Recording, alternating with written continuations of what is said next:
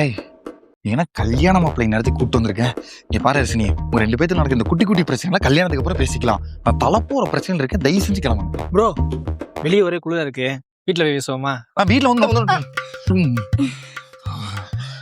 இப்ப ரசினி, ஏதோ ராத்திரி எங்க வீட்டுக்கிட்ட குல்ஃபி கிடைக்குன்னு வாங்கிட்டு வந்திருக்க, தயவு செஞ்சு சாப்பிட்டு அமைதியா போயிருங்க. இல்ல மாமா. சரி பிரச்சனை என்னன்னு சொல்லு. அது நீ சொல்லு. நீ சொல்லு. நீ சொல்லு. நீ சொல்லு. சொல்டா. அவ ஃபர்ஸ்ட் உனக்கு தான் பழக்கம், நீ சொல்லு. யாராவது ஒருத்தர் சொல்லி தொலைங்க. இரு எனக்கு அதுக்கு முன்னாடி உன்ட்டு ஒரு டவுட் கேட்கணும். ஒரு நிமிஷம். இந்த ஜீனிக்னு எனக்கு கரும்பத்தையும் சொல்லி நீ கழட்டி விட்டு போனேன் இல்ல, அதெல்லாம் இவங்ககிட்ட நல்லா செட் ஆகுதா? 100% மேட்ச் மாமா. 100%.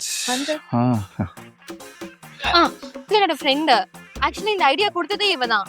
இவளுக்கு இவ பாய் ஃப்ரெண்டு கூட 100% ஜெனடிக்கலி மேட்ச் ஆகுது. அர்ஷினி, நீ இந்த என்னை கழட்டி விடும்போது உன் ஃப்ரெண்டு ஒன்று வந்துச்சுல கூட, அந்த புள்ளியோட லவர் கூட ஏதோ இவன் தானா?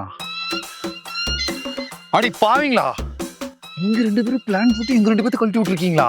இல்ல இவளாவது பரவாயில்ல, ஏதோ ஜீனு கரும்பு சொல்லி எனக்கு கழட்டி விட்டா.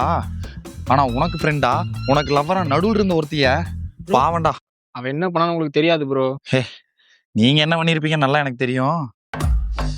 பார்க்கும் போதே நல்ல ஜீவனா தெரிஞ்சது. பாவம் நிறைய எங்க எப்படி கஷ்டப்பட்டு இருக்குதோ.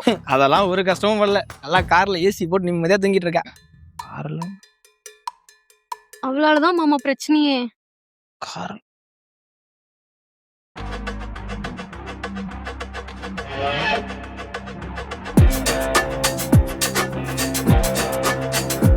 இப்ப போனா மேக்கப் போட்டு ஸ்டார்ட் பண்ற கரெக்டா இருக்கும்.